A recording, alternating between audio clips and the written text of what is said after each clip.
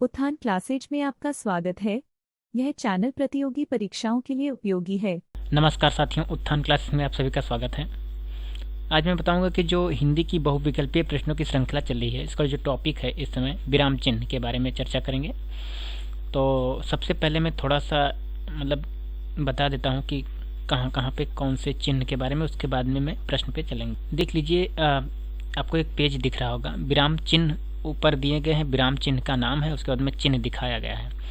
तो देख लीजिए जो पूर्ण विराम होता है, फुल स्टॉप होता है, उसका आप सिंबल देख सकते हैं। और उसके बाद में जो अर्ध विराम जिसको हम सेमी कॉलन बोलते हैं इंग्लिश में, उसका भी सिंबल आप देख सकते हैं। और तीसरे नंबर पे है अल्प विराम, जिसको कॉमा बोलते हैं, वो देख लीजिए आप, इसका सिंबल इस तरीके से होता है जो भी चिन्ह है। और उप विराम यानी कॉलन, ये इसको अलग तरीके से लिखा जाता है, जैसे ये देख लीजिए आप, इस रो में है ना, चौथे नंबर के। और प्रश्नवाचक चिन्ह की बात करेंगे, है ना, तो साइन जो इंट्रोगेटिव है इस बोल सकते हैं, तो इंट्रोगेशन इस तरीके से होता है, आप जानते भी होंगे। और फिर उसके बाद में योजक चिन्ह की बात करेंगे, जिसे हाइफेन बोलते हैं, ये इस तरीके से होता है, आप भी जानते होंगे ना, जो बीच में डैश की से होता है। और उद्धरण चिन्ह, जिसको हम इन्वर्टेड कॉमास बोलते हैं, ये आप एक सिंगल इन्वर्टेड कामा है और एक डबल इन्वर्टेड कामा, यानी कि एक उद्धरण चिन्ह का प्रयोग किया गया है, दूसरे और दोहरा उद्धरण चिन्ह का प्रयोग किया गया है ना। तो रेखिका या निर्देशक चिन्ह की बात कीजिए तो वो आप देख सकते हैं उस तरीके से होता है। और विवरण चिन्ह की बात की जाए, है ना, तो इसको कॉलन या डैश के नाम से भी जानते हैं, तो ये चीज़ आप देख सकते हैं। और त्रुटि पूरक चिन्ह, जिसको साइन ऑफ लॉफ्ट वर्ड के नाम से भी जानते हैं, तो देख लीजिए जैसे ये इस तरीके से सिंबल है ना। और उसके बाद में संक्षिप्त सूचक चिन्ह की बात की जाए ना, एब्रीविएशन की बात की जाए, तो इसमें पॉइंट लगा होता है। और लोप निर्देशक चिन्ह की बात की जाए तो इस तरीके से आप देख सकते हैं, डॉट डॉट करके है। और फिर इसके बाद में है समता सूचक, इक्वल, जिसको बराबर के तरीके से। और कोष्ठक ब्रैकेट की बात की जाए, ये आप जानते हैं। विस्मय की बात की जाए, विस्मय बोधक, तो एक्सक्लेमेटरी की तरीके से इसमें मेंशन किया गया है, दिखाया गया है। तो इतने चिन्ह हिंदी में दर्शाए गए हैं, और भी होते हैं, लेकिन मुख्य रूप से देखा जाए जो भी प्रतियोगी परीक्षाओं में जैसे पूछे गए हैं तो इतना ही है। बाकी और भी हो सकते हैं, लेकिन मैंने जो मेन मुख्य तरीके से जो भी मुख्य रूप से दिखाया गया है वही हमने इस पर नोट डाउन किया है। पहला प्रश्न है, विराम का अर्थ है। विकल्प ये है राम के वियोग में, और विकल्प बी है विश्राम या आराम, और विकल्प सी है बिछुड़ना, और विकल्प डी है व्यंजन। तो करेक्ट आंसर इसका हो जाएगा विकल्प बी, विश्राम या आराम। विराम का शाब्दिक अर्थ विश्राम या आराम करना होता है, जिसे ठहराव भी कहते हैं, ध्यान रखेंगे। और प्रश्न संख्या दूसरा है, पूर्ण विराम चिन्ह को पहचानिए। विकल्प आपके साथ ये दिख रहा होगा, है ना, तो ये चिन्ह आपको बताना है। विकल्प ये है, इसको अर्धविराम बोलते हैं। विकल्प बी, इसको अल्प विराम के नाम से जानते हैं। और विकल्प सी, इसी को इसका जो पूर्ण विराम है। और विकल्प डी, इसको विस्मय चिन्ह के नाम से जानते हैं। तो इसका करेक्ट आंसर हो जाएगा विकल्प सी, है ना। तो विकल्प सी इस तरीके से होता है, इसको हम पूर्ण विराम बोलते हैं, ध्यान रखेंगे। और प्रश्न संख्या तीसरा है, हंस पद किस विराम का एक और नाम है। तो विकल्प ये है अल्प विराम, विकल्प बी है त्रुटि विराम, विकल्प सी लोप विराम, विकल्प डी है पूर्ण विराम। तो इसका करेक्ट आंसर हो जाएगा विकल्प बी, यानी कि त्रुटि विराम। देख लीजिए, त्रुटि विराम को हंसपद भी कहते हैं। जब लिखने में कुछ छूट जाता है तब इसका प्रयोग किया जाता है। जैसे मैं एग्जाम्पल देकर आपको दिखाया हूँ, जैसे मोहन बाजार गया था, तो मान लिया हमने कल एक छोड़ दिया, तो इसको मैं वहाँ जहाँ मोहन और बाजार के बीच में जगह नहीं था लिखने के लिए, तो मैं ऊपर हंसपद लगा के ऊपर उस शब्द को लिख दिए हैं कल, तो वो एक लाइन में बन गया कि मोहन कल बाजार गया था। तो ये वाक्य एकदम सही माना जाएगा, है ना। तो इसको हम हंसपद या त्रुटि विराम चिन्ह कहते हैं, ध्यान रखेंगे। तो प्रश्न संख्या चौथा है, बालक स्कूल से कब आया में उचित विराम चिन्ह का प्रयोग कीजिए। देख लीजिए, इसमें आपको विकल्प ये दर्शाया गया है, इसको हम अल्प विराम बोल सकते हैं। और विकल्प बी दर्शाया गया है, इसको हम प्रश्न चिन्ह बोल सकते हैं। और विकल्प सी, इसको अर्ध विराम के रूप में जाना जाता है। और विकल्प डी है, इसको पूर्ण विराम, है ना। तो इसका करेक्ट आंसर है बी ऑप्शन सही है। देख लीजिए, वाक्य में प्रश्न किया जा रहा है, अतः वाक्य में प्रश्नवाचक चिन्ह का प्रयोग किया गया है। और प्रश्न संख्या 5, पूर्ण विराम का प्रयोग किया जाता है? विकल्प ये है वाक्य के आरंभ में, विकल्प बी है वाक्य के मध्य में, विकल्प सी है वाक्य के अंत में, विकल्प डी है इनमें से कोई नहीं। तो करेक्ट आंसर हो जाएगा विकल्प सी, वाक्य के अंत में। पूर्ण विराम का प्रयोग वाक्य के अंत में किया जाता है।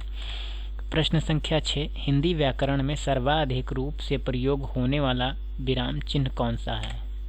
विकल्प ये है अर्धविराम, विकल्प बी अल्प विराम, विकल्प सी त्रुटि विराम, विकल्प डी और लोप निर्देश। तो इसका करेक्ट आंसर हो जाएगा अल्प विराम, यानी विकल्प बी सही है। हिंदी व्याकरण में सर्वाधिक रूप से अल्प विराम का प्रयोग होता है, ध्यान रखेंगे। और प्रश्न संख्या 7, निम्नलिखित में उप विराम चिन्ह कौन सा है? विकल्प आपको देखना है, विकल्प ये है और विकल्प बी को दर्शाया गया है अर्धविराम, और विकल्प सी है अल्प विराम, विकल्प डी है इसको योजक चिन्ह काउंट कर सकते हैं। तो इसका करेक्ट आंसर हो जाएगा विकल्प ये, है ना। तो इसको ध्यान रखेंगे, इसको उप विराम नाम है इसका, है ना। तो देख लीजिए उप विराम चिन्ह है इस तरीके से है। इसका प्रयोग बहुधा शीर्षकों के अंतर्गत होता है, यथा तुलसीदास एक महान कवि, है ना। तो तुलसीदास के बारे में बताया गया है और बीच में इसको मतलब उप विराम लगाया गया है। तो जो मैंने रेड करके मतलब लाल इसमें बिंदु दर्शाया गया है, तो इसका ही चिन्ह मतलब उप विराम है और इसका प्रयोग इस तरीके से होता है। और प्रश्न संख्या 8 है, दो शब्दों को जोड़ने के लिए कौन सा चिन्ह प्रयोग किया जाता है? विकल्प ये है प्रश्नवाचक इसको दिखाया गया है, और विकल्प बी को योजक चिन्ह बोल सकते हैं, विकल्प सी अभी उप विराम के नाम से जाना जाता है, और विकल्प डी है इसको अल्प विराम काउंट करते हैं ना। करेक्ट आंसर हो जाएगा, इसको हम योजक चिन्ह के रूप में काउंट करते हैं ना, तो इसलिए इसको ध्यान रखेंगे, विकल्प डी सही है। दो शब्दों को जोड़ने के लिए योजक चिन्ह का प्रयोग किया जाता है, ध्यान रखेंगे। प्रश्न संख्या 9, उद्धरण चिन्ह का प्रयोग कब किया जाता है? विकल्प ये है जब किसी का कथन ज्यों का त्यों लिखा जाता है, विकल्प बी है जब किसी वाक्य में उदाहरण का प्रयोग किया जाता है, विकल्प सी जब वाक्य में प्रश्न चिन्ह का प्रयोग किया गया हो, और विकल्प डी है जब वाक्य में योजक चिन्ह का प्रयोग किया गया हो। तो करेक्ट आंसर इसका हो जाएगा विकल्प ये, जब किसी का कथन ज्यों का त्यों लिखा जाता हो। जब किसी पुस्तक से कोई वाक्य या किसी का कथन ज्यों का त्यों उद्धृत कर लिया जाता है तो वहाँ उद्धरण चिन्ह का प्रयोग होता है। प्रश्न संख्या 10, आह फिर डैश है, कितना सुंदर पुष्प खिला है, रिक्त स्थान पर कौन सा चिन्ह का प्रयोग उचित होगा? विकल्प ये है योजक चिन्ह, और विकल्प बी है अल्प विराम, और विकल्प सी है आश्चर्यबोधक चिन्ह जिसको विस्मयबोधक के नाम से जानते हैं, और विकल्प डी है पूर्ण विराम। तो इसका करेक्ट आंसर हो जाएगा आश्चर्यबोधक, विस्मयबोधक चिन्ह के नाम से जानते हैं ना। जब वाक्य में आश्चर्य या विस्मय का बोध हो वहाँ पर विस्मयबोधक चिन्ह इस तरीके से का प्रयोग होता है। उपर्युक्त वाक्य में विस्मय का बोध हो रहा है ना, तो ध्यान रखेंगे। और प्रश्न संख्या 11, निर्देशक चिन्ह या रेखिका का प्रयोग किया जाता है। विकल्प ये है संकेत के लिए, विकल्प बी है विवरण के लिए, विकल्प सी है लोप निर्देश के लिए, और विकल्प सी है समानता सूचक के लिए। तो करेक्ट आंसर हो जाएगा विकल्प ए संकेत के लिए। निर्देशक चिन्ह या रेखिका का प्रयोग संकेत के लिए किया जाता है, यथा शब्द के दो भेद हैं, सार्थक और निरर्थक, ध्यान रखेंगे। और प्रश्न संख्या 12, संक्षिप्त रूप दिखने के लिए किस चिन्ह का प्रयोग किया जाता है? विकल्प ये है विवरण चिन्ह, विकल्प बी है संक्षिप्त सूचक चिन्ह के नाम से जानते हैं, और विकल्प सी है अर्धविराम, और विकल्प डी है समानता सूचक चिन्ह बोलते हैं, है ना। तो करेक्ट आंसर हो जाएगा बी, विकल्प सही हो जाएगा। शब्दों का संक्षिप्त रूप लिखना होता है तो शब्द का पहला अक्षर लिखने के बाद संक्षिप्त चिन्ह का प्रयोग करते हैं ना, जैसे पॉइंट लगा देते हैं ना, पंडित लिखा जाता है इस तरीके से, तो इसे आप लिखा जाता है। और फिर है प्रश्न संख्या 13, दिवा, फिर उसके बाद में ये सिंबल लगा है डैश का, दिवस में रिक्त स्थान पर उचित चिन्ह का प्रयोग होगा, बताना है। विकल्प ये है समता सूचक चिन्ह बोलते हैं, और विकल्प बी इसमें दिखाया गया है संक्षिप्त सूचक चिन्ह बोलते हैं, और विकल्प सी है इसको योजक चिन्ह बोलते हैं, और विकल्प डी है विवरण चिन्ह। तो करेक्ट आंसर हो जाएगा, इसको हम समानता सूचक चिन्ह के नाम से प्रदर्शित करते हैं। जब पहले शब्द का अर्थ वही होता है जो दूसरे शब्द का अर्थ होता है तो वहाँ समानता सूचक चिन्ह का प्रयोग किया जाता है रिक्त स्थान पर, जो इस तरीके से समानता सूचक चिन्ह का प्रयोग किया जाएगा, है ना, तो ध्यान रखेंगे। और प्रश्न संख्या 14 है लोप निर्देशन, उसके बाद में ये डैश करके चिन्ह है, इसमें का प्रयोग कहाँ किया जाता है? विकल्प ये है जब पूर्व बात की पुनरुक्ति करनी हो, विकल्प बी है जब वाक्य में निर्देश दिया गया हो, विकल्प सी है जब वाक्य को संक्षिप्त करना हो, और विकल्प डी है जब वाक्य विस्मय बोधक हो। तो इसका करेक्ट आंसर हो जाएगा विकल्प ये, जब पूर्व बात की पुनरुक्ति करनी हो। जब पूर्व बात की पुनरुक्ति करनी हो तो उस बात को आरंभ के 2-3 शब्द लिखकर बीच में लोप चिन्ह का प्रयोग करते हैं। प्रश्न है, विराम चिन्ह के बारे में सही वाक्य नहीं है।